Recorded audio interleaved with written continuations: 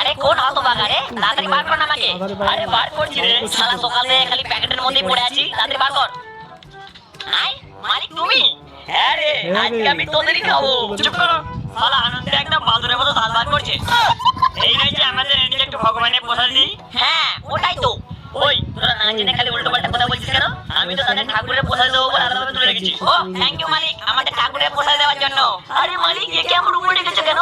আমি চিপে যাবো তো। না মালিক, আমি এখানে একদম ঠিক আছি, না হলে নিচে থাকলে পিঁপড়ে আমার সেইখানে কামড়ে নেয়। হ্যাঁ ওটাই তো। ওই তোরা খালি উল্টো পাল্টা বকছিস কেন রে? আমরা উল্টো পাল্টা কথা বলছি? শালা পিঁপড়ে গুলো যদি তোমার সেইখানে কামড়ায় না, তাহলে বুঝতে পারবে যে কতটা ব্যথা লাগে। হাই রে শালা, আমি তো জলটা আনতে ভুলে গেলাম। আচ্ছা তোরা একটু এখানে অপেক্ষা কর, আমি জলটা আনছি। কি বাবু দেবো নাকি মাঝখানে কামড়ে? হাই সত্যি পিঁপড়ে চলেছে। ও মালিক আসো না গো, হাই পিঁপড়ে এসে গেছে। মালিক তাড়াতাড়ি আসো, নাহলে আমার পুরো সেইখানে কামড়ে দেবে।